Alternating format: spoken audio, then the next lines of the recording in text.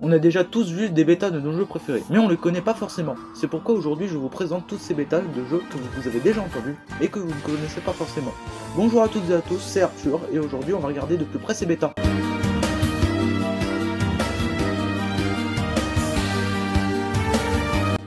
Déjà pour commencer, qu'est-ce qu'une bêta? Eh bien une bêta c'est un prototype d'un jeu. Et on commence avec l'un des meilleurs Sonic à mon sens, Sonic 2. Sonic 2 est sorti en 1992 sur la Mega Drive et est considéré comme l'un des meilleurs Sonic. Le jeu est plus rapide, il y a la première apparition de Tails et il y a beaucoup plus de niveaux. Justement, parlons des niveaux. Dans le jeu de base, il y en a 8. Sauf dans la bêta, il y en a 4 en plus, et oui. Car ces zones sont Wood Zone, The Style Zone, Hidden Palace, et malheureusement je vais devoir censurer le mot car YouTube ne veut pas le dire, ne veut pas, enfin ça va être censuré quoi. Genocide Zone. Je ne sais pas pourquoi ils l'ont appelé comme ça, mais bon. Woodzone est une forêt, la musique est plutôt cool.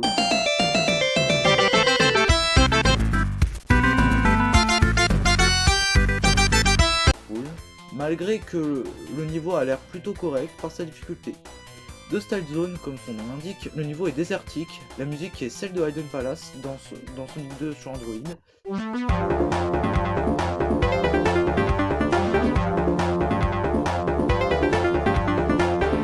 Le niveau a l'air plutôt simple par sa difficulté. Hidden Palace est un niveau aquatique, sauf que c'est dans un palais. Voici sa musique dans la version bêta.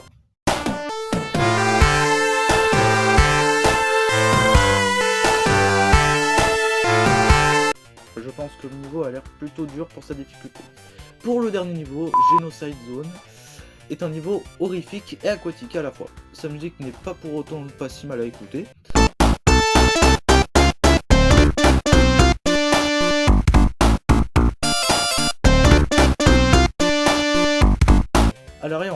À l'arrière-plan, on voit un œil et des éclairs, ce qui nous fait penser que c'est un niveau horrifique.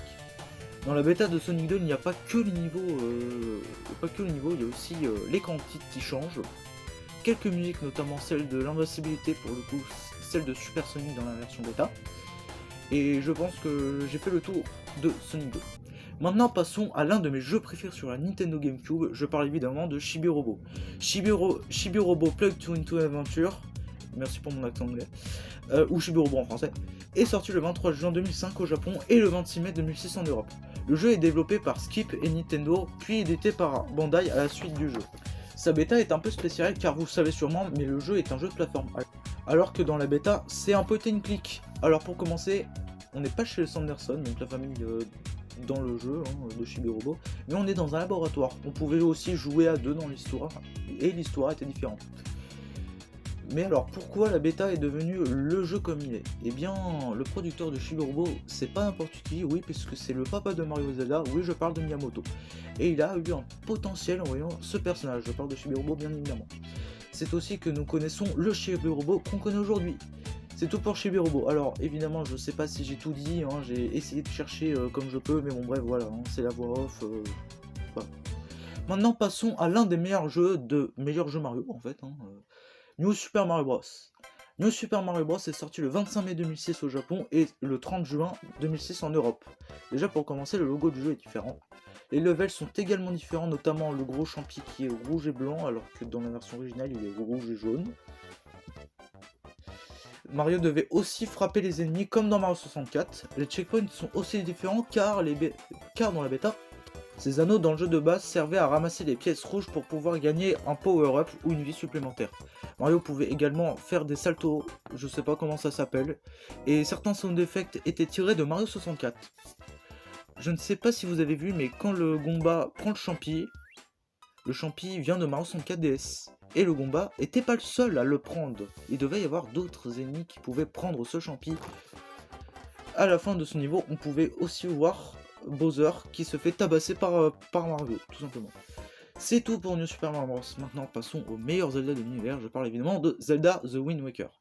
The Legend of Zelda The Wind Waker est sorti le 13 décembre 2002 au Japon et sorti le 2 mai 2003 en France. Ce Zelda est considéré comme l'un des meilleurs par les fans. Commençons avec la tenue de Link Cartoon, je l'appelle comme ça puisqu'il s'appelle comme ça. La tenue cartoon qui est celle de Link de Zelda 1, voilà. Les boutons sont aussi différents, alors je sais pas vraiment comment ça s'appelle, les HUD, un truc comme ça, bref, je connais pas trop. Malheureusement, il n'y a pas grand chose sur les trailers de la bêta, oui, puisque c'est la bêta, le trailer de la bêta de l'E3 2002, si je dis pas de bêtises. Bon, je peux dire des erreurs, mais bref. Mais en revanche, il y a du contenu inutilisé. Comme par exemple avec le concept art de ces dessins qui vous montrent Link Cartoon enfant et adulte. Il devait y avoir un peu comme Ocarina of Time, selon les créateurs du jeu. Il y a aussi une île GameCube, on ne sait pas ce qu'elle fout là, mais bref. Il y a aussi ce truc, je sais pas ce que c'est, apparemment ça devait être un espèce d'ennemi, ou je ne sais pas ce que c'est que cette merde, mais bref, passons. Concernant les armes, ces 3 icônes devaient remplacer l'épée lorsque vous ramassiez une arme ennemie. Il y a également une écriture dit Bodo en japonais. Si vous utilisez cet objet, alors une cartoon sautera. On sait pas pourquoi, mais une cartoon saute, hein. J'en sais rien pourquoi, voilà, c'est comme ça. Et il y a aussi des effets sonores inutilisés comme celui du Jabu Jabu qui est très flippant pour sa part. Et le thème du jeu à l'E3. Il y a également des pièces inutilisées, mais je ne montrerai pas ces pièces car il y en a 55 et c'est énorme. Malheureusement, c'est tout pour Wind Waker. Maintenant, passons au dernier jeu, qui est, je ne pouvais pas en parler en fait, mais qui est Super Mario 64. Super Mario 64 est sorti le 23 juin en 1996 et le 1er septembre en France. Ce jeu a révolutionné le jeu vidéo grâce à sa maniabilité, son savoir-faire et son savoir-faire. Ce n'est pas pour rien que j'ai mis le jeu dans la vidéo car il renferme énormément de choses. Et c'est pour ça d'ailleurs je vous tiens à vous prévenir que je vais pas tout mettre dans la vidéo. Hein. Je vais pas mettre par exemple la barre de vie, bon voilà. Comme vous pourrez voir sur internet, il y a du gameplay, bon voilà, il y a même la ROM, si vous pouvez télécharger, voilà. C'est pas légal ce que je vous dis, mais voilà, c'est comme Pokémon Horaire, bref. Commençons par la texture du jeu. La texture du jeu est plus cartoon que l'original. Le château est également différent, et si vous regardez bien, il n'y a pas le vitrail de Peach. L'intérieur du château a également changé. Il devait y avoir un boss, et ce boss, vous le connaissez peut-être, c'est bien Wario. Wario devait être un boss à battre, mais il a été supprimé car le boss était flippant et très dur à battre. Mario a aussi un changement de voix. Et oui, car avant que ce soit Charles Martinet son doubleur officiel, Mario avait une voix pour lui. On ne sait toujours pas qui est son doubleur, mais sa voix est horrible. Écoutez.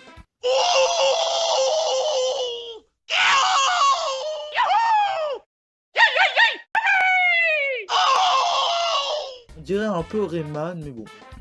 Vous savez sûrement que Luigi devait être dans le jeu, mais je vais pas en parler car tout le monde connaît. Et même si vous connaissez pas El Riol de 2400, bref, je pense que vous connaissez peut-être. Les amis, c'est tout pour cette vidéo. Voilà, j'espère que elle vous aura plu.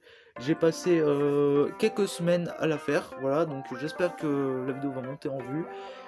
J'ai essayé de faire comme je peux pour cette vidéo, j'ai eu une inspiration, voilà, je l'ai fait grâce à un texte. Je sais pas si vous l'avez vu, mais peut-être vous entendrez des pages feuilletées, hein, je pouvais pas faire mieux, voilà. La prochaine fois j'essaierai de faire mieux, mais bref. Petites annonces, voilà, comme ça je mettrai un timecode évidemment, des timecodes dans la vidéo. Et je mettrai, voilà, je mettrai ce que je pourrais. Car je pars en vacances le vendredi 7 juillet, pardon, et je vais chez mes grands-parents. Donc du coup, peut-être qu'il n'y aura pas de vidéo de gameplay, c'est-à-dire il n'y aura pas de les jeux de la GameCube, etc. Peut-être qu'il y en aura, mais je n'en dis pas plus. Concernant le let's play de Superstar Saga, je pense qu'il va s'arrêter parce que je n'ai plus l'envie, j'ai pas les moyens pour tout simplement filmer, et je ferai peut-être des tutos, enfin je ferai également, vous inquiétez pas, la 3DS on ne la laisse pas tomber, puisque je ferai certainement des vidéos sur les jeux de la 3DS, hein, voilà. Et voilà, je pense que voilà. Donc voilà, j'espère que cette vidéo vous a plu. Alors oui, encore des annonces, parce que je pense faire j'en ai pas parlé, mais Noct, si tu regardes cette vidéo, je pense faire une petite tier list Zelda avec toi, donc vous êtes prévenus les autres. Il y aura peut-être une tier list Zelda, ça sera intéressant à voir, puisque j'ai fait une Tears of the Kingdom, j'ai joué un peu à Twilight Princess, même si j'ai plus trop envie de jouer au jeu, voilà, bref. Voilà, c'est tout ce que j'avais à dire les amis, j'espère que cette vidéo vous a plu, n'hésitez pas à mettre un like, commenter, abonner, liker. Je vous dis à très bientôt, c'était Arthur, ciao.